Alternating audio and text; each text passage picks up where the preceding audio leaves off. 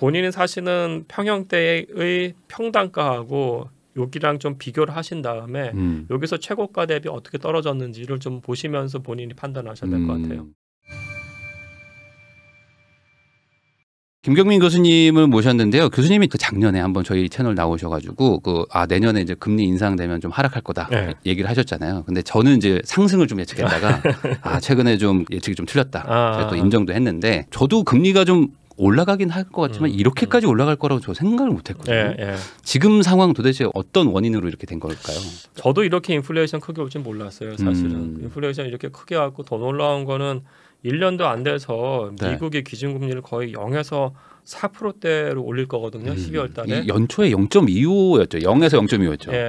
한 2월까지도 그랬던 것 같은 기억이 납니다. 근데 지금은 뭐 4, 5를 얘기하고 있으니. 그렇죠. 그 작년 말까지만 해도 그 연방은행에서의 입장은 인플레이션 일시적이라고 했고 올 초도 약간 그런 분위기였어요. 사실은. 근데 입장을 틀면서 완전히 올라간 것이었고 근데 이게 4%대까지 이렇게 갑자기 올릴 거는 많은 사람들이 생각을 못했죠.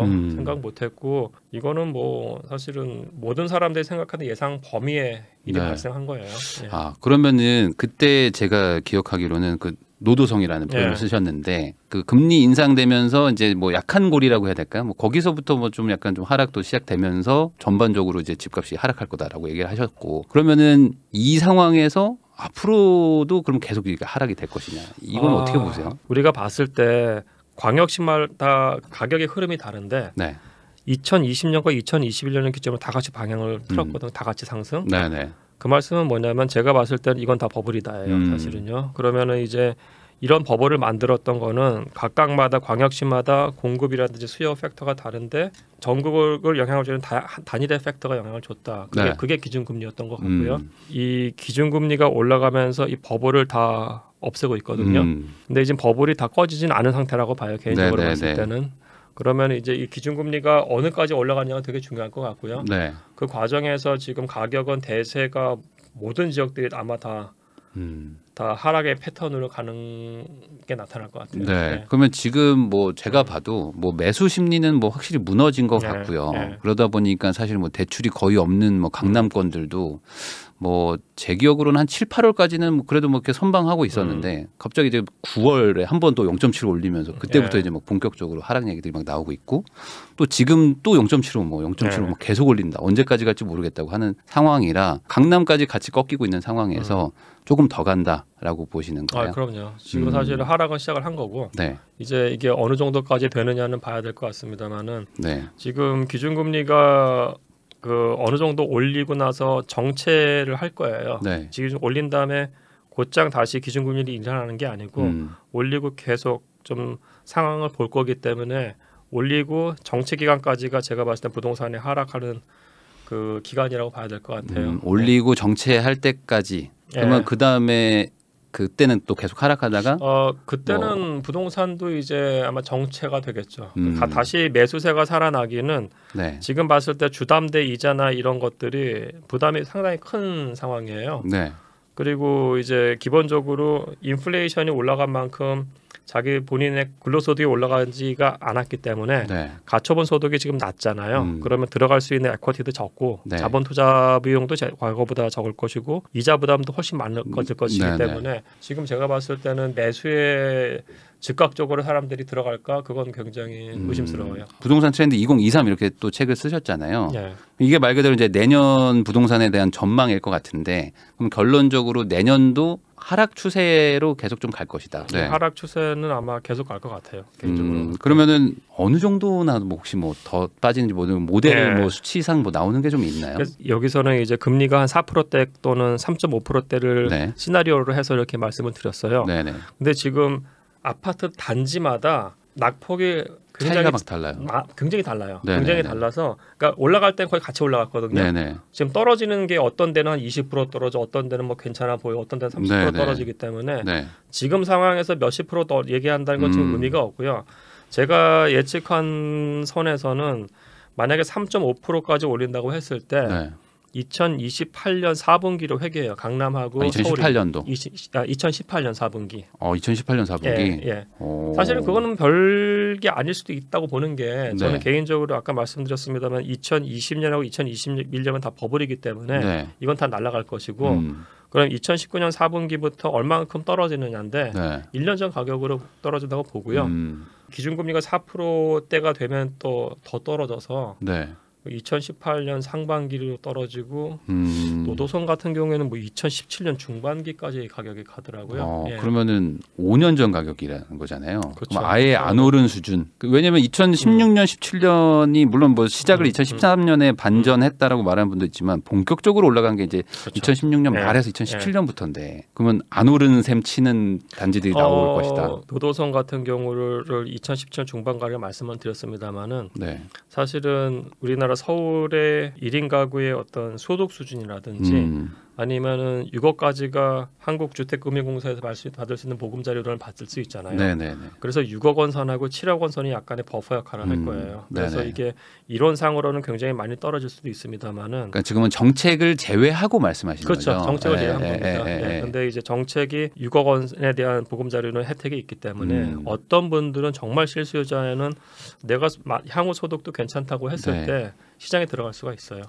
또 뭐 고정금리도 뭐 있고, 또 어찌 보면 또 정부가 갑자기 뭐 보금자리론 뭐 기준을 뭐 높여버린다든지 막 뭐 또 정책 변수가 또 있으니까. 그렇죠. 예를 들어가지고 사실은 제가 집 살 때가 2012년 10년이었는데 그때는 보금자리론은 9억까지였어요. 문재인 정권 때 6억으로 낮춘 거기 때문에 9억으로 다시 회귀할 수도 있어요. 사실은 그렇게 본다고 하면은. 그러니까 지금은 그렇게 회계해서는 안 돼요. 사실은 시그널을 잘못 주기 때문에 나중에는 저는 서울의 경우에는 그렇게 회계하는 게 맞다고 봐요. 개인적으로는. 금액대 절대치가 좀 높아졌기 때문에 그럼요. 6억으로 고정금리하는 건 좀 아니에요. 아니다. 그럼 아까 그 단지별로 막 그 다르게 움직인다. 그리고 이제 뭐 잠실 쪽은 상대적으로 마포나 뭐 이런 데 대비해서 더 폭락세가 좀 있다. 하락세가 더 세다고 막 이런 기사들도 막 나오거든요. 그러면 올라갈 땐 다 같이 올라갔는데 왜 다르게 움직인다고 보세요? 저도 그게 좀 궁금하긴 해요. 그러니까 제가 책에서는 이제 3,000세대 이상만 딱 빼가지고 그러니까 작년 그러니까 3분기, 4분기가 거의 모든 단지가 다 최고가예요. 그러니까 제가 한 가지 좀만 더 설명드리면 3,000세대 이상이고 동일 평형 때만 봤어요. 3,000평형 때만. 왜냐면 그게 제일 많은 평형이니까. 그러면은 작년 3, 4분기가 최고치고 2022년 7월, 8월 대상으로 분석을 했거든요. 그러니까 그때의 그 매도 호가하고 최저가를 보면은 단지마다 이게 굉장히 베리에이션이 커요. 그리고 사실 거기에서 어떤 통일성은 없었어요. 사실은. 그래서 제가 거기에 대한 이유는 뭔지는 모르겠습니다만은 사실은 그래서 제가 생각하는 건 뭐냐면은 지금 많이 떨어졌다고 앞으로 더 같이 떨어지냐가 아니고요. 지금 떨어졌다고 했을 때 덜 떨어지는 것도 아니고 아마 같이 떨어질 가능성은 높은 것 같아요. 예를 들어서 강남구하고 관악구에 있는 3,000세대 아파트가 덜 떨어졌어요. 바로 옆에 있는 송파구하고 중구나 저쪽 그 성북구에 있는 아파트가 더 떨어졌다고. 근데 관악구하고 성북구하고 사실은 수요가 그렇게 아주 크게 차이가 나는 지역은 아니거든요. 사실은. 그게 혹시 정책의 어떤 영향일 수도 있을까요? 왜냐하면 이제 저는 이제 잠실 쪽에 있다 보니까 요 잠실 분들 포함해서 뭐 다 토지 거래 허가 구역인 곳들. 이런 데들이 사실 21년도에 많이 안 올랐거든요. 20년, 21년도에 뭐 그때 실거주만 해야 되고 무주택자만 살 수 있고 또 무조건 2년 거주해야 되고 전세 못 주고 이런 것들이 있어가지고 좀 덜 올랐는데 반대로 또 이렇게 하락장이 되니까 또 여전히 그 규제는 살아 있어서 그게 좀 차이가 있다 이런 얘기하는 분들도 있어요. 뭐 잠삼대청 뭐 이렇게 불렀던 데 있잖아요. 근데 이제 뭐 압구정이야 뭐 재건축 호재 있으니까 막 가지만 잠실은 재건축도 없고 여기 아무것도 없는데 규제는 계속 있으니까 이래서 좀 내려가나 뭐 이렇게 추정하는 분들도 있는데. 근데 이제 그러면 관악구는 사실 토지거래 허가가 아니어서. 거긴 또 상대적으로 가격이 싸서 뭐 대출로 버티는 건가요? 정부 자금으로? 그래서 사실 이 이유를 잘 변수가 모르겠어요. 너무 많다. 성북구도 사실은 토지거래 허가 구역이 아님에도 불구하고 거긴 또 많이 떨어졌거든요. 뭐 중구에 있는 단지도 재건축 이슈가 있음에도 불구하고 꽤 떨어졌기 때문에 그 단지별로 어떤 특성이 있는지 솔직히 잘 모르겠어요. 그러면 혹시 그런 걸 수도 있을까요? 단지별로 지금 차이가 나는 거는 뭐 거래량이 워낙 적다 보니까 거래가 된 데가 먼저 빠져 보이고 나머지들도 약간 거래가 좀 적다 보니 그거는 좋은 착실 수도 있을까요? 예를 들어서 어떤 분들은 자기네 아파트 덜 떨어졌다고 말씀하시는 분들이 계세요. 그거는 샘플 사이즈가 적기 때문이에요. 근데 우리가 잠실 엘리트 같은 경우에 확실히 많이 떨어지게 보이는 부분은 15,000세대잖아요. 그렇죠. 15,000세대죠. 예, 그럼 거기서 이제 대수의 법칙이 작동을 하는 거예요. 샘플 사이즈가 워낙에 크니까 그 안에서 이제 떨어지는 것들이 확실히 잡히는 거예요. 제가 봤을 때는. 근데 500세대, 1000세대에서는 우리 아파트 안 떨어져서 매도가 괜찮고 이런 분들 많으신데 그 옆에 있는 3000세대가 평균적으로 20%가 떨어졌어요. 사실. 작년 고가 대비. 그러면은 500세대, 1000세대 이하 아파트들도 20% 떨어졌다고 보는 게 맞죠, 사실. 예. 그 주변에 있는 대형 단지의 매도 호가, 최저가가 얼마인가를 계속 보셔야 될 것 같아요. 저는 그게 굉장히 좋은 인덱스라고 봐요. 그렇게 봐야 될까요? 그러면은 내 단지가 좀 작다. 그러면 예를 들어 뭐 최근에 우리 단지에서 거래된 금액이 뭐 예를 들어 얼마인데 그게 예를 들어 2020년이다. 그러면 그때 2020년 때 대단지는 얼마였을까? 그래서 같이 움직이고 있다고 봐야 되는 걸까요? 아, 그것도 약간 좀 애매한 것이 그 500세대나 이런 단지들은 그 3000세대가 이렇게 올라갔을 때 덜 올라갈 수도 있어요. 사실은 본질 가치가 이렇게 됐어야 되는데 거래가 이렇게 된 것일 수도 있어요. 올라갈 때도 덜 올라갔었을 수 그렇죠. 있다. 왜냐하면 대형 단지들이 그 안에서 차지하는 비중이 워낙에 크기 때문에 지수 영향이 절대적이에요. 500세대는 그렇지가 않거든요. 그럼 대형 단지 위주의 상승이나 하락세를 보셔야 되는 거고, 다만 이제 500세대는 본질 가치는 이건데 그때 거래가 낮게 될 수도 있고 높게 될 수도 있을 것 같아요. 그래서 제가 봤을 때는 본인이 사시는 평형대의 평당가하고 여기랑 좀 비교를 하신 다음에 여기서 최고가 대비 어떻게 떨어졌는지를 좀 보시면서 본인이 판단하셔야 될 것 같아요. 그러면은 지금 어쨌든 뭐 KB 시세고 한국부동산원이고 다 지금 하락세로 완전히 꺾였기 때문에 하락장인데, 이게 반전이 되는 거는 아까 말씀하신 것처럼 우선 금리 상승이 멈추든지 뭐 내려가든지까지는 가야 되나요? 이 기준금리가 어디서 멈춰가지고 하락을 시작하느냐가 우선 제일 중요할 것 같아요. 그래야지 매수세가 어느 정도 살아날 수 있을 것 같고요. 그리고 지금은 저는 이제 제일 중요하다고 생각하는 것들이 대형 단지의 동일 평형대의 매도가 최저가를 분기별 또는 월별로 계속 마킹을 하셔야 돼요. 그러니까 우리가 가격이 상승한다고 했을 때는 거래 가격보다 매도하려는 사람들이 그것보다 더 높게 해요. 그죠? 근데 가격이 하락할 때는 팔고 싶으니까 거래 가격보다 매도 가격이 낮거든요. 실거래가보다 매도 호가가 낮아진다. 그렇죠. 낮아지고 거기서의 최저가보다도 사실은 본질 가치는 더 낮은 거죠. 어떻게 보면요. 그럼 지금 거래 가격과 매도 호가의 차이가 지금 이렇게 나 있다고 했을 때 이게 줄어들면서 다시 이렇게 역전되는 현상이 나타날 거예요. 언젠가는. 그 지점이 완전히 제가 봤을 때는 들어가는 시점이죠. 그러면 그 지점이 오려면 결국에 금리 인상이 꺾여야 되나요? 제가 봤을 지금 상황에서는 상황에선 꺾여야죠. 지금 주담대 이자가 굉장히 높잖아요. 이 주담대가 기준금리하고 10년치 국고채 수익률, 주담대 다 같이 연동되는 거거든요. 그러니까 기준금리 올리면은 거기에 맞춰서 10년치 국고채 수익률이 올라가고 이자율이 올라가고 거기에 맞춰서 이제 주담대가 되는 거기 때문에 종속 변수예요. 기준금리와 10년치 국고채 이자율. 이게 어떻게 변화하느냐를 봐야죠. 결국에 그러면 금리가 어쨌든 제1 변수, 그거를 우선은 지켜는 봐야 되고, 그 금리 방향이 뭐 바뀌면서 뭔가 또 상황이 또 바뀔 수 있지만 우선은 이게 먼저다. 그렇죠. 그럼 금리가 계속 이렇게 올라가면 어쨌든 심리는 뭐 계속 바닥을 길 거 아닙니까? 근데 금리를 뭐 우리가 뭐 7% 8%까지 올릴 건 아니기 때문에 또 어떤 곳에서 또 막 그런 얘기도 하니까 뭐 내년에 10% 간다 막 이렇게까지 단기간에 올린 적은 없던데 결국에 물가 상승이 8% 막 이렇게 찍혔을 때는 거의 비슷하게 금리가 올라갔었던 경우가 있어서 이번에도 그렇게 간다 말하는 분들도 있는데 좀 다르게 갈 수 있는 부분이 있나요? 물가가 막 8% 찍어도 금리가 4, 5%에서 멈출 수가 있나요? 그럼 안 잡히는 거 아니냐? 그러니까 한국은행에서의 목적이라는 거는 원래 목적은 인플레이션 잡는 거예요. 인플레이션 잡는 건데 중앙은행은 그렇죠. 중앙은행은 근데 이제 2000년대부터 미국에서 이제 경기도 살핀다는 게 그다음 나타나기 시작을 했어요. 그러니까 두 개를 이게 저울질하는데 그럼에도 불구하고 가장 중요한 건 인플레이션 잡는 거예요. 이게 가장 큰 목적이고 그럼 거기에 맞춰서 올라가야 되는 게 맞는데 근데 과연 8%가 될까에 대한 질문은 좀 약간 저는 퀘스천이 있는 것이 왜냐하면 지금 경기가 너무 안 좋거든요. 경기가 이렇게 안 좋은 상황에서 물가만 따로 홀로 올라갈 거의 6%도 굉장히 높은 수준인데 거기서 뭐 우리나라는 뭐 아직 뭐 5% 뭐 이렇긴 하지만 뭐 미국은 실제 막 8%를 막 찍고 있었으니까. 그러면 지금 이제 경기 침체로 어쨌든 가야 물가가 좀 잡히겠죠. 지금 상황에서는 지금 가고 있는 것 같아가지고 이미 가고 있어요. 또 반대로 너무 과도하게 경기 침체로 빠지는 거 아니냐 우려하는 시선도 있던데 그래도 이번에 연준은 급등한 만큼 다시 빨리 내릴 거다. 이거는 좀 아니라고 보여요. 아니에요. 왜냐하면 사실은 미국은 경기가 지금 너무 좋아요. 미국은 너무 좋아요. 너무 좋고 전 세계에서 금리를 그렇게 빨리 올릴 수 있는 나라는 미국밖에 없어요. 그러니까 다른 나라들이 다 거의 미치는 상황이고 미국은 그 바이든 행정부가 코로나 때문에 캐시를 굉장히 많이 풀었어요. 사실 캐시 굉장히 많이 풀어가지고 사람들이 개인들이 지금 돈이 있는 상태예요. 돈이 있는 상태여서 이게 생각보다 그래서 인플레이션이 잘 안 꺾이는 게 그 이유예요. 개인들이 돈이 있어요 지금. 그래서 이거는 조금 더 지켜봐야 되는 문제인 것 같고 다만 우리는 미국과 약간 상황이 좀 다른 거예요. 가계부채가 굉장히 높다는 얘기는 개인들이 사실 굉장히 경제적인 상황이 미국보다 안 좋다는 얘기이기 때문에 그 우리가 미국을 하고 너무 직접적으로 비교하는 건 좀 애매할 것 같아요. 그러면 미국은 여전히 경기가 뭐 좋다라고 보면은 여기서 만약에 섣불리 뭐 방향을 바꾼다거나 하면은 그거 봐라 하면서 또 막 소비를 한다. 그렇죠. 그러니까 좀 어느 정도 좀 유지하면서 가려고 할 것이다.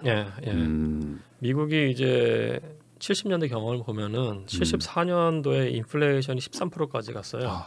그 다음에 이제 기준금리 그에 비슷하게 올리니까 이게 76년, 7년엔 사실은 그러니까 인플레이션을 많이 꺾여요. 그래서 사람들이 잡은 거라고 착각을 했어요. 그 다음에 인플레이션이 1980년에 거의 20%를 찍어요. 그때 기준금리가 볼커가 거의 20%까지 기준금리를 올려요. 그러니까 이게 무서운 거예요. 인플레이션 잡은 줄 알았는데 한 번 더 간 거. 그러니까 미국에서 뭐 기대 섞인 얘기가 나온다고 하더라도 올린 다음에 인플레이션 꺾였는지를 좀 본 다음에 좀 정치 기간이 좀 있을 것 같아요. 그러니까 미국이 갑작스럽게 약간 꺾였어 내려야지 그 상황은 안 올 것 같아요. 그러면은 이제 미국도 뭐 경기 침체 우려가 있지만 그래도 확실하게 꺾인 걸 보고 누가 봐도 인정할 때까지는 어느 정도 유지할 수밖에 없다. 그러니까 그건 제가 봤을 땐 그렇게 갈 것 같아요. 그러면 조금 다른 질문을 좀 드려보겠습니다. 지금 그 금리랑 상관없이 공급이 많은 지역들이 있잖아요. 그런데 지금 금리까지 높아지고 있는 그러니까 공급도 많고 금리도 높아. 이런 상황에서 그런 지역에 있는 곳들은 지금 걱정이 정말 많거든요. 이런 지역들은 어떻게 보세요? 뭐 특정 지역을 말하기는 좀 그렇지만 뭐 공급이 좀 많다. 대부분의 광역시에서 올해하고 내년에 한 번씩의 공급 충격이 다 와요. 그러면은 이 지역들은 사실은 그러니까 우리가 부동산의 수요와 공급이 있다고 했을 때 수요라는 게 인구 수하고 소득이잖아요. 지금 뭐 인플레이션이 확 오고 있기 때문에 가처분 소득 다 떨어지고 있고요. 전 국민들이. 수요 같은 경우에도 서울을 제외한 나머지 광역시들은 인구가 빠지잖아요. 그러니까 수요가 빠지는데 공급까지 와버렸기 때문에 광역시들은 굉장히 힘들 것 같아요. 올해하고 내년. 근데 그 인플레이션이라는 게 사실 물건 값이 비싸지는 거니까 집도 사실 물건이잖아요. 시멘트, 철근 뭐 다 물건들의 총합인 건데 그럼 새로 지으려면 어쨌든 옛날에 짓는 단가보다 더 비싸져서 이게 인플레이션 해지 수단이다. 이게 뭐 경제학적인 이야기 아닙니까? 그렇죠. 근데 지금은 또 다르게 움직이니까 많은 분들이 이거 어떻게 해석해야 되냐 이런 얘기도 있거든요. 그러니까 이게 두 가지인데 첫 번째는 그 인플레이션이 왔을 때는 정부의 개입이 없다고 했을 때 가장 좋은 투자처는 부동산이에요. 정부의 개입이 있군요. 정부의 개입이 없다고 했을 때. 그게 없다면. 뉴스를 봤을 때 전 세계적으로 들리는 뉴스가 두 개예요. 하나는 주요 도시 그러니까 임대료 폭등, 월세 폭등. 뭐 뉴욕 이런 데 벌써 40% 폭등했고요 작년 대비.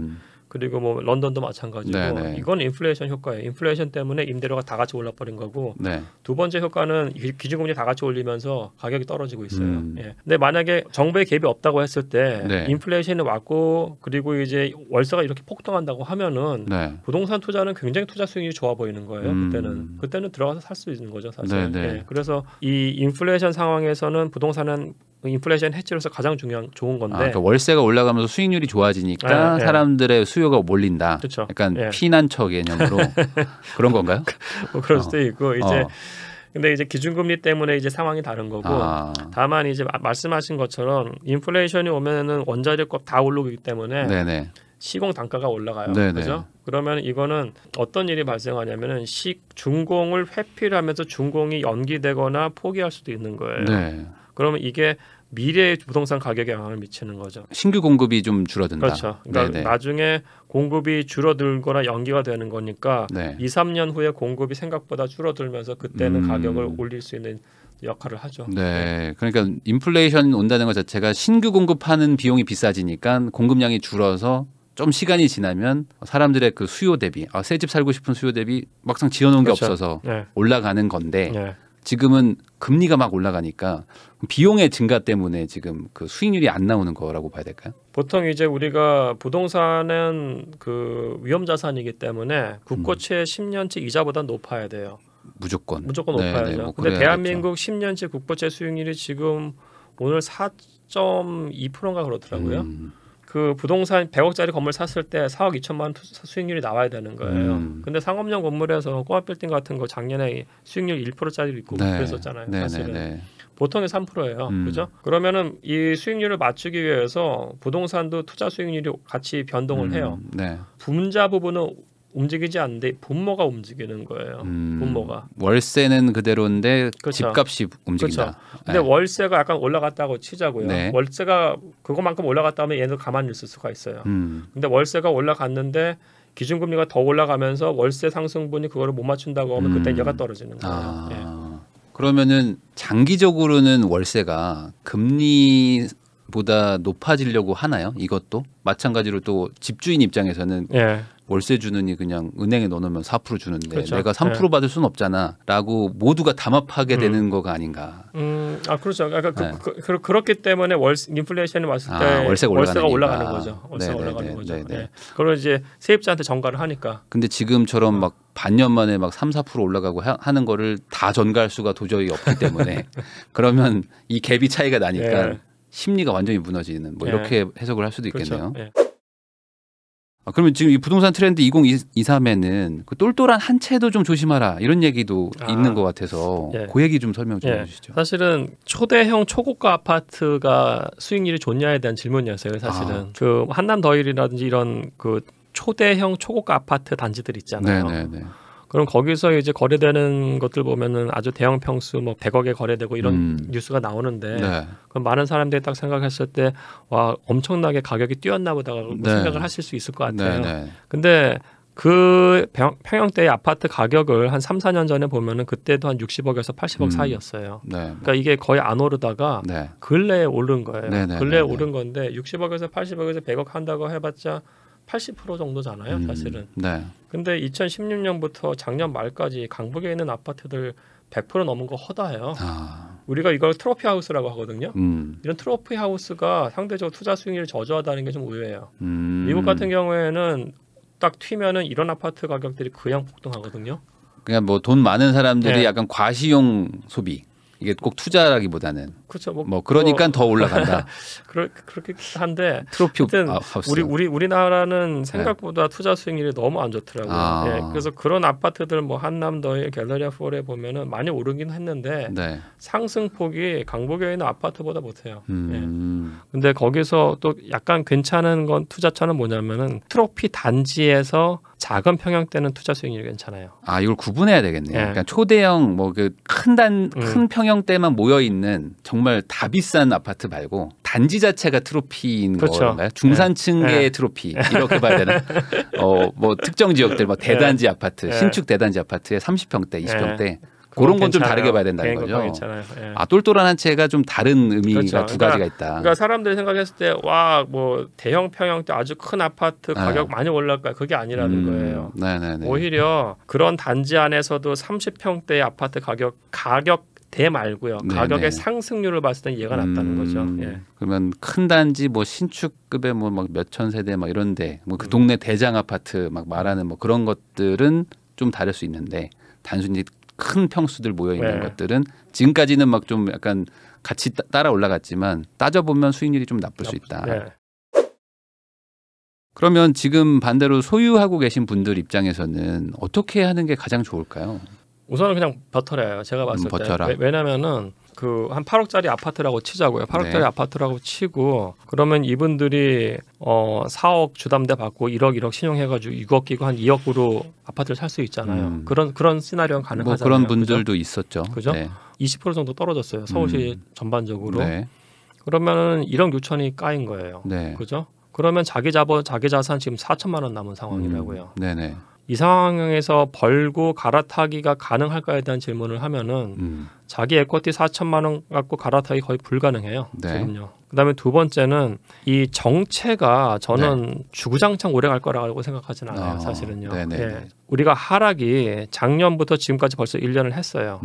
그러니까 지표상으로 봤을 때 1년 하락했고 내년도 하락을 할 거고요. 네. 그럼 2024년 중반 이후가 정체가 되거나 반등, 그러니까 폭등은 아닙니다만은 그 시점이 올 것 같아요. 23년, 24년. 24년 정도. 예, 24년 정도에.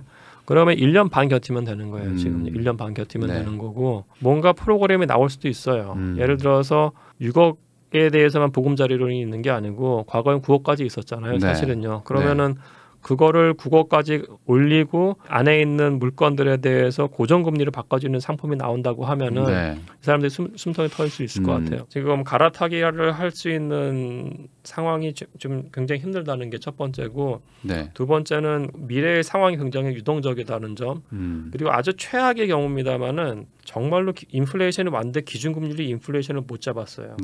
그때 부동산이 갈 수가 있어요. 가능성이 작은 시나리오임에도 불구하고 그 가능성이 있기 때문에 저는 지금 파는 거는 조금 그러면 마지막 그 요건은 그런 건가요? 그러니까 뭐 기준금리를 올리긴 하는데 막 경기 침체가 막 오는데 물가는 안 잡히는 스태그플레이션인가요? 그렇죠. 그러면 또 막 또 달리나요? 이게? 그러니까 예를 들어가지고 터키가 되게 안 좋잖아요. 네네네. 터키가 인플레이션 크게 왔는데 지금 터키 정부에서 이상한 짓을 했던 게 금리를 금리 낮추고.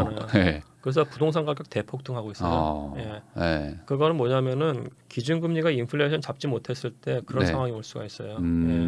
만약 그 상황이 온다고 했을 때는 부동산은 아까 말씀드린 가장 좋은 투자처이기 때문에 가버릴 수가 있어요. 그러니까 지금 굳이 이 상황에서 뭐 하기보다는 좀 기다려야 된다. 될 것 같아요.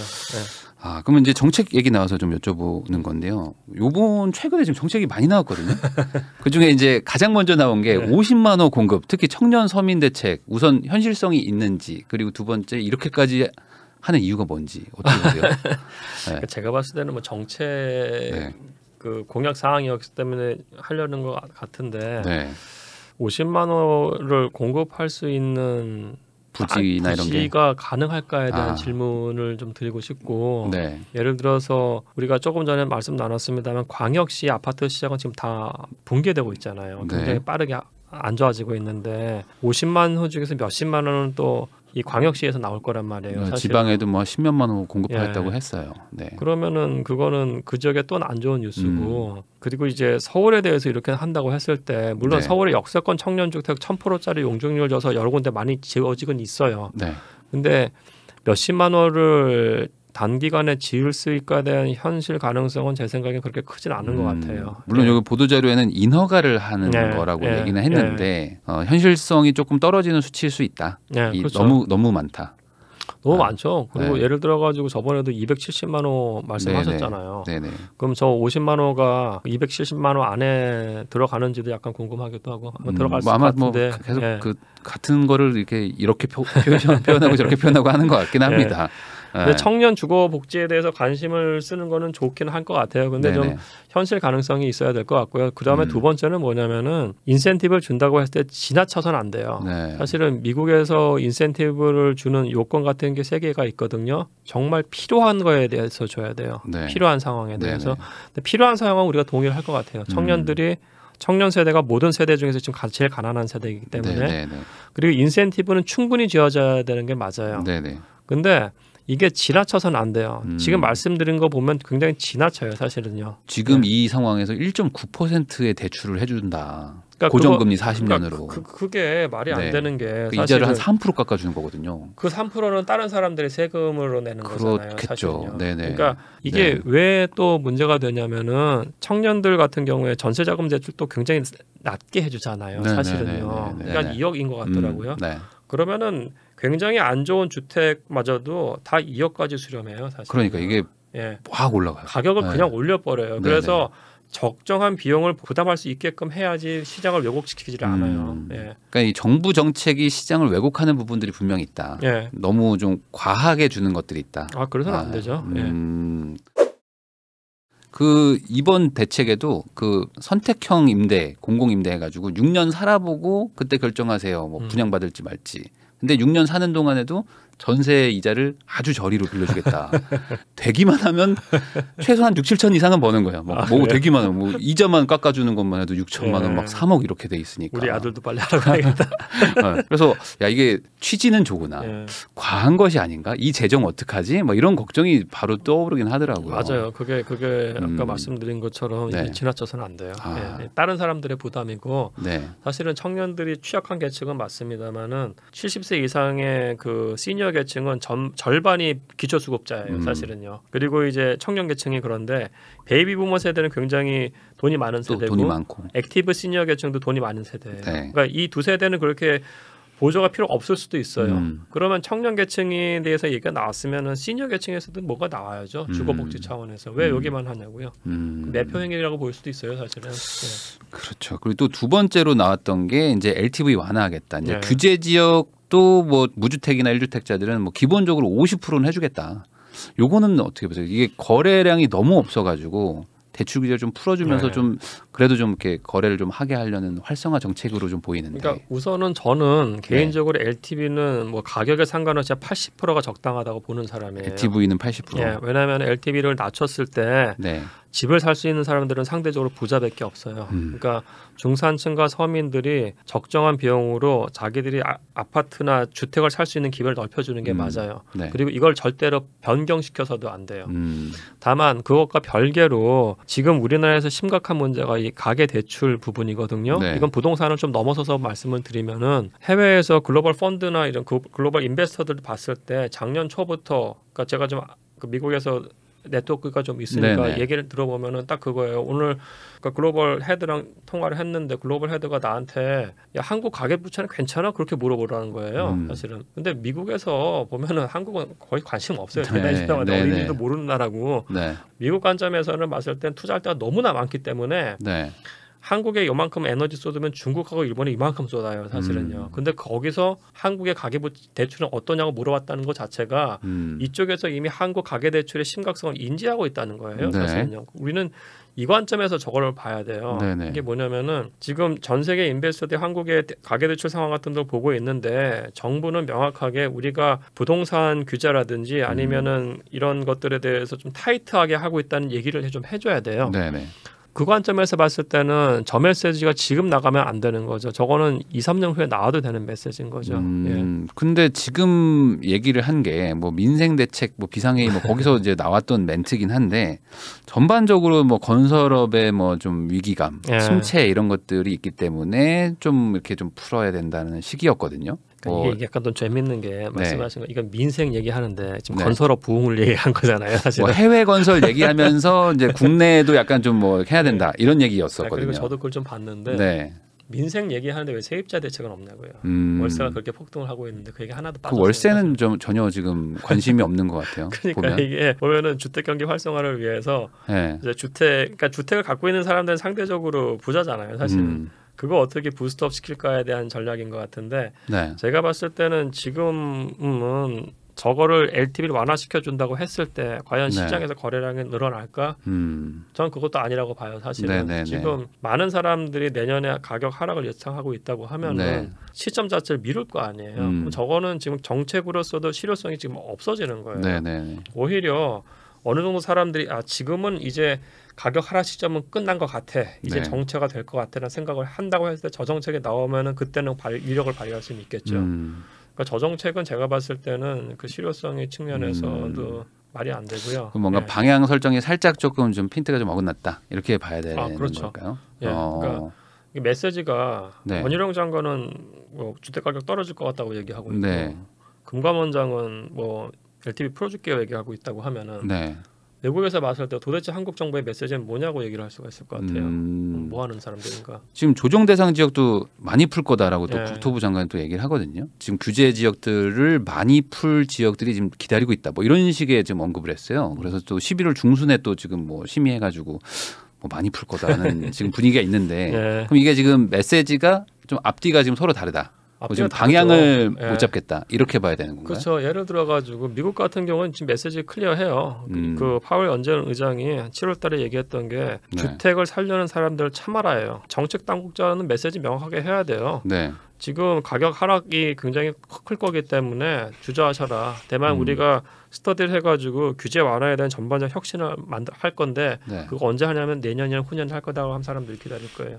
지금 저거 해봤자 어차피 작동 안 할 거잖아요. 사실 실효성 뭐 없잖아요. 작동이 뭐 잘 될 가능성이 뭐 낮죠. 사실상 뭐 과한 규제를 풀어주는 정도긴 하지만 굳이 그걸 뭐 지금 어떤 유의미한 뭐 변화를 이끌기는 좀 어려울 것 같다고 그렇죠. 저도 생각은 하거든요. 그리고 LTV 같은 경우에는 사실은 이게 박근혜 정권 때 80% 하다가 문재인 정권 때 60% 낮추고 지금 다시 뭐 40%까지 갔다가 다시 이렇게 하는 네. 건데 그거는 여야 합의해가지고 80% 딱 그냥 가버려야 돼요. 사실 부동산 시장 약간 꿈틀거렸다고 바꿔서는 안 된다고 봐요. 왜냐면은 어떤 사람들은 거기에 맞춰서 자금 플랜을 다 짜고 지금 시장에 들어가려고 하거든요. 그럼 그 사람의 계획이 망가지는 거예요, 사실은. 예. 이게 조정 대상 지역 같은 것도 갑자기 발표되면 갑자기 대출이 줄어들어요.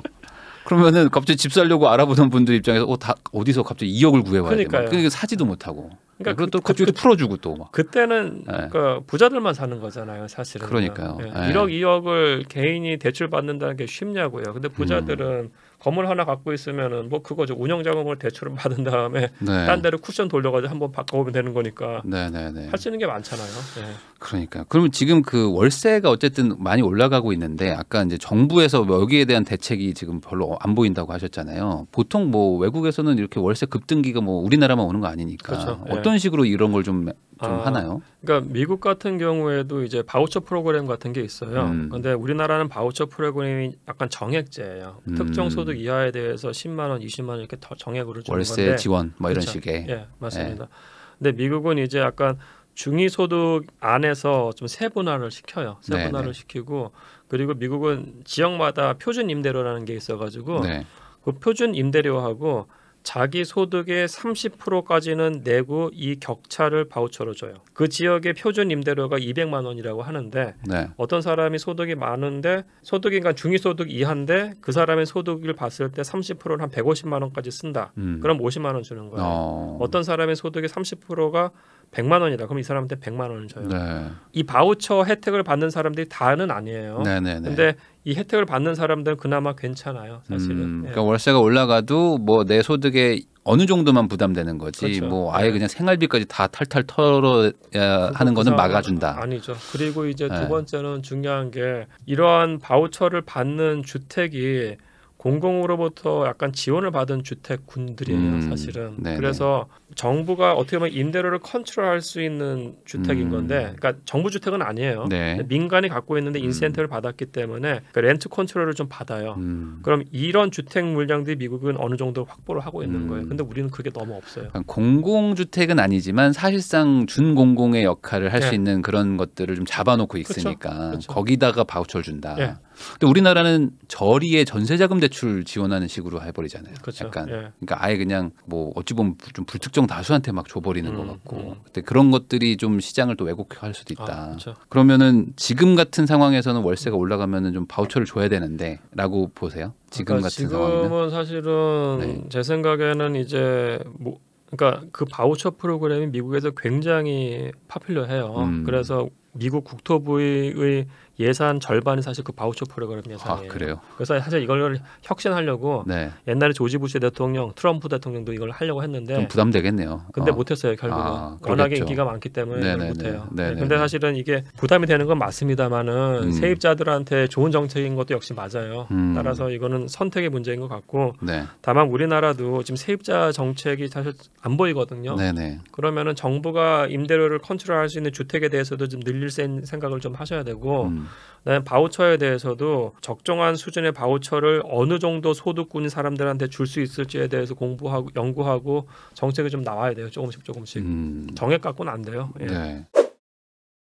그럼 여기 부동산 트렌드 2023에도 임대차 얘기가 뭐 잠깐 나오는데 교수님은 좀 그 정부 정책이 휙휙 바뀌는 걸 좀 안 좋게 보시잖아요. 그렇죠. 임대차 3법 이거 어쨌든 이제 한번 한 턴이 돌았는데 이거 어떻게 해야 될까요? 아니 우선은 네. 우선 제 포지션 말씀드리면은 네. 임대차 3법 나왔을 때 저는 우선은 반대했어요. 비판했었는데 다만 그때도 말씀드렸던 거는 정책의 취지는 굉장히 좋다는 거고요. 우리나라가 OECD 대비 세입자 보호가 약하기 때문에 네. 임대차 3법은 좋은 거고. 맞아요. 교수님 왜 하필 지금이냐 막 그런 얘기 하셨었어요. 맞아요. 그러니까 임대차 3법 같은 게 나올 때는 네. 공급 물량이 엄청나게 나왔으면 괜찮아요. 그러니까 헬리오시티 만채 나왔을 때 했었으면 그나마 괜찮았을 것 같아요. 근데 그때 공급량이 없는데도 했었기 때문에 매매 가격, 전세가 같이 폭등을 했던 거고. 네. 다만 지금의 시점은 임대차 3법 변경과 폐지는 절대 해서는 안 된다고 봐요. 지금은. 예. 왜냐하면 민생 대책에서도 세입자 얘기 없었잖아요. 네. 그럼 임대차 3법은 가장 좋은 세입자 보호책인데 그걸 왜 폐지를 하냐고요. 그리고 두 번째는 전세 가격과 매매 가격이 작년 11월 기점에서 다 떨어지고 있어요. 네. 그리고 이제 임대차 3법의 폐단이라는 건 뭐냐면은 전세 가격 자체를 올린 다음에 이중 가격을 만들었거든요. 네. 그러니까 새로 가격 하는 사람들은 높고 갱신은 낮았잖아요. 맞아요. 그죠? 지금도 있습니다. 지금도 있죠. 지금도 있어요. 그때의 단지별로 갱신과 그 신규의 그 스프레드가 지금 굉장히 낮아지고 있어요. 그러니까 문제가 이게 올라가면서 갱신했던 게 일로 붙어버리는 그 심각한 사회 문제죠. 근데 이게 낮아지면서 이게 과거 가격을 회귀하고 있다고 하면은 이 정책은 지금 그 지켜져야 되는 거고 지난 2년 동안 우리가 사회적 비용을 엄청나게 들였잖아요. 네. 그렇죠.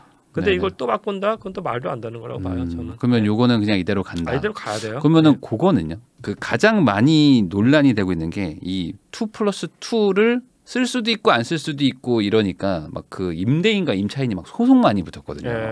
그 부분은 어떻게 보세요? 이게 명확하게 4년 아니면 뭐 3년 이렇게 하지. 왜 +2 쿠폰이냐? 왜 이게 왜냐면 집이라는 게 워낙 민감해서. 나갈까 말까도 사실 마음이 막 바뀌는데 그거를 쓸 수도 있고 안 쓸 수도 있고 뭐 그러면 요게 좀 그 사회적인 그 비용이 좀 부담되는 거 아닌가라는 의견도 있거든요. 요것도 우선은 가자. 우선은 가야 될 것 같아요. 괜히 여기서 뭐 건드렸다 큰일 난다. 저 때가 문제가 됐던 게 제가 알기에 그 재건축 단지 하면서 사실은 집주인이 2년 살아야지 막 그런 것도 있었고 그게 있었잖아요. 사실은 사람들이 그거하고 임대차 3법하고 약간 혼동했었어요.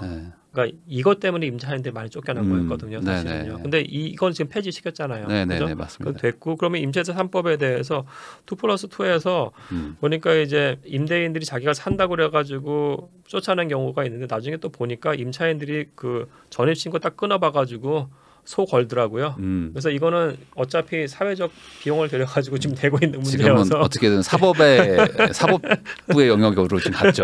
국토부에서 지금 뭐 정착이 되고 있는 과정이라고 봐요. 제가 봤을 때는. 네. 하긴 이제 집주인분들은 뭐 4년 빌려줄 거라 생각하고 빌려주는 사회적인 분위기가 돼버렸으니까.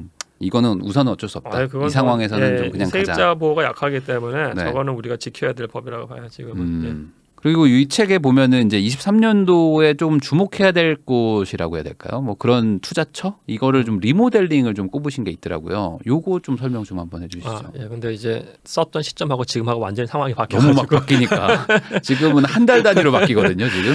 그러니까 제가 그 주장했던 말은 뭐냐면은요. 논거가 어땠는지. 그러니까 재건축이 앞으로 굉장히 힘들 거라는 말씀이에요. 재건축. 그러니까 재건축을 한다고 하면은 기본적으로 주공 아파트 단지에 보면은 토지 지분이 많았잖아요. 그때는 부시고 큰 아파트 짓는 게 가능했는데 3,000세대가 6,000세대 되고 막 그랬었죠. 그렇죠. 그게 가능을 했는데 지금 우리가 80년대 후반 그리고 90년대에 만들어진 아파트를 보면은 어떤 아파트들은 용적률이 300% 넘은 것도 있고요. 250%가 된 것도 있어요. 꽉 차 있죠. 사실 굉장히 용적률이 높아서 이런 아파트 단지들은 재건축이 사실 불가능해요. 어떻게 보면은 결국 리모델링으로 갈 수밖에 없어서 제가 봤을 때 도시개발에서 어떤 패러다임이라는 것이 재건축에서 리모델링으로 갈 가능성이 높다는 거고 그 관점에서 리모델링 가능한 단지가 좀 괜찮지 않냐고 봤어요. 올해 8월까지. 근데 이제 레고랜드 사태 나고 9월달에 환율 폭등하면서 리모델링도 사업성이 아마 굉장히 안 좋아지고 있는 걸로 보여요. 이래나 저래나 공사를 하려면 돈이 들어가고 뭐가 됐든 대출을 잠깐이라도 써야 되는데 그 자체가 지금 너무 힘드니까. 그러면 지금은 전반적으로 어떤 뭐 신규 사업 이런 것들은 뭐 거의 지금 뭐 우선은 잠시 중단. 아마 굉장히 힘들 겁니다. 예를 들어가지고 신문 보신 분 아시겠습니다. 둔촌 주공 같은 경우에 사업을 하려고 하고 지금 중간에 이제 그 ABCP인가요? 네. Asset Backed Commercial Paper인가 그 어음이죠. 일종의 어음. 그 뭐 12%로 대환했다 뭐 이런 얘기 있더라고요. 원래 4%였잖아요. 네, 원래 12%. 4%였는데 그게 단기채예요. 83일짜리 단기채인데 그게 4%가 됐고, 그러니까 지금 둔청주공은 어떻게 보면 괜찮아 보이는 아파트 단지 재건축인데도 그렇게 나온 거예요. 그 이제 브릿지론 형태인 거죠. 이제 12,000세대인데. 그리고 그게 이제 중간에 건설이 들어갔고 중간에 파이낸스 하기 위해서 대환하는 자금이었잖아요. 네. 그게 그렇게 된 건데 이 관점은 뭐냐면은 제일은행권에서 부동산 개발에서 굉장히 위험하다고 보는 거예요. 사실은요. 그러니까 중간 파이낸스도 안 되는데 신규에 대해서 대출을 해줄까? 그렇죠. 그리고 한다고 했을 때 과연 과거와 같이 3%대로 해줄까? 아닐 수가 있어요. 그러겠죠. 그래서 지금 신규 아파트 공급이 굉장히 저조할 가능성이 높아져요. 그러면은 이제 그나마 유망해 보이는 게 리모델링이었는데 지금은 그런 게 아니라 그냥 신규 사업 중단. 뭐 지금 그런 아마 분위기니까. 이게 굉장히 신규 사업 진행이 힘들 겁니다. 진행이 힘들고 만약 진행을 한다고 했을 때 이자율이 그 정도라고 하면은 그거는 분양가에도 전가되지만은 본인들 거기 사시는 분들의 자기 분담금으로 전가될 거예요. 그 분담금으로 과연 내가 집을 고쳐서 새 집 받고 사야 돼? 본인들이 싫어할 수도 있는 상황일 거예요. 그래서 그 최근에 국토부 장관도 이게 침체 후에 급등이 될 수도 있다. 그러니까 이렇게 공급이 너무 멈춰버리면 그래서 이걸 해결을 해야 된다. 뭐 이런 식의 뉘앙스의 말이 있었거든요. 저도 그 뷰에 약간 동의해요. 지금 단계는. 아까 제가 사실 디벨로퍼들하고 좀 친해서 많은 분들이 이제 레고 사태가 터진 다음에 부동산 PF가 어려워졌다고 보시는데 사실 그 전부터 그게 조짐이 나타났어요. 사실은 그러니까 제가 아는 디벨로퍼도 굉장히 사업 크게 하는 분인데 환율이 1,300원에서 1,400원으로 발작을 했을 때 환율이 1,400원 됐을 때 그때 국고채가 엄청나게 확 뛰어버렸어요. 그러면서 그때부터 회사채 시장이 약간 이상하게 돌아간 거예요. 그분이 자기가 신규 개발을 하고 싶다고 했을 때 그때 제일금융권에서 그분한테 10% 얘기를 했어요. 10%. 그 전에 3%였는데 불과 2-3개월 전에. 근데 레고랜드 사태 딱 터진 다음에 부동산 디벨로퍼랑 얘기를 했을 때 자기들한테 10% 중후반대 이자를 얘기를 한다는 거예요. 그것도 한두 달 사이에. 그러니까 사업하지 말라는 얘기잖아요. 그렇죠. 사실은요. 근데 이제 그게 이제 은행권에서의 시각이라는 게 벌써 9월부터 바뀐 거기 때문에 이게 더 무서워요. 사실은요. 그러니까 우리가 2010년대 중후반에 폭등했던 이유 중에 하나는 서울의 적정한 수준의 신축 공급이 2015, 16, 17 없던 게 사실이에요. 그때는 공급 이슈가 있었어요. 그때 가격 같이 올라갔거든요. 그러니까 2010년대 중후반의 재림이 2020년대 중후반에 나올 수도 있어요. 10년 뒤에 또 똑같은 게 반복될 수도 있다. 지금 반복되는 거죠. 한 3, 4년 후에. 지금 사실 뭐 금리를 15%에서 18% 빌려서 뭘 지으라고 하면 누가 짓겠어요? 그러니까 왜 줘요? 말이 안 되잖아요. 이 본인 이득보다도 더 큰 이자를 내야 될 것 같은데 그러면은 이게 그냥 다 같이 멈춰버리면 그게 또 공급이 항상 수요보다 이게 늦다 보니까 또 미스매치 나면 또 갑자기 또 분위기 바뀔 수도 있는데 그러면 이걸 정부가 어떻게 해결할 수 있는 방법이 있나요? 뭐 금리를 깎아서 줄 수도 없고 어떻게 되는? 그거는 금융권은 팔을 비트는 거니까 되게 힘들 것 같고요. 그러니까 제 생각에는 그렇다고 정책 자금 줘가지고 뭐 한다는 것도 되게 웃긴 거고. 제가 봐서 더 위험한 부분은 뭐냐면은 수요하고 공급인데. 영끌하는 분들이 신용까지 껴가지고 대출금이 많이 올라가서 이 사람들이 던질 수 있어요. 굉장히 낮은 가격에. 그게 무실채권화되면은 그게 금융권으로 갈 겁니다. 여기에 대한 대책이 하나 있어야 되는 거고요. 근데 이때 이 대책도 이 사람들한테 돈 100% 주고 지원하라는 얘기 아니에요. 제가 책에 약간 썼습니다만 정부가 투자식으로 가서 공유 지분해가지고 지분을 가져가라는 얘기고요. 비슷하게 걱정되는 부분은 이 공급 부분이에요. 공급 부분에서 예를 들어서 우리가 작년하고 올 초에 강남권이건 여의도건 분양가 상한제 때문에 작은 오피스텔들 막 10여 개 팔렸잖아요. 그죠? 그러면은 이 근처에 있는 오피스텔들 보시라고요. 한 300채 있어요. 그게 하나가 한 15억 잡으면은 그게 벌써 4,500억짜리 파이낸스예요. 이게 맨 처음에 계약을 한 사람들이 있을 텐데 봤더니 저기 있는 30평대 아파트가 얘보다 더 싸? 그럼 얘 취소하고 일로 가서 살 수도 있는 거거든요. 그럼 여기서 미분양 사태가 난다든지 하고 네. 중간에 파이낸스 이렇게 털어진다고 했을 때 이 사업이 아예 망가질 수가 있어요. 네네네. 근데 이 건물 하나가 4,500인데 3,4천인데 그게 지금 많아요. 여러 개죠. 여러 개예요. 네네네. 이게 망가진다고 하면 이거 그냥 금융권으로 전가돼요. 따라서 양쪽에서 지금 부실 채권화 가능성들이 높기 때문에 우선 네. 이것부터 제가 봤을 때는 좀 잘 봐야 될 것 같아요. 정부 정책 당국이. 또 그렇다고 뭐 금리를 안 올릴 수도 없고. 뭐 그렇죠. 그거는 또 그건 또 한국은행의 영역이니까. 그냥 결론은 미국이 저렇게 가지만 우린 또 같이 가는 거고 그러다 터지는 뭐 이런 사건 사고 같은 것들은 또 그냥 수습하면서 갈 수밖에 없는. 그렇죠. 그러니까 미리 대응을 해야죠. 미리 부실 채권화 가능성이 있는 것들을 시나리오를 써서 그걸 어떻게 뭐 배드뱅크에 넣을지 이런 부분들을 지금부터 고민을 해야죠.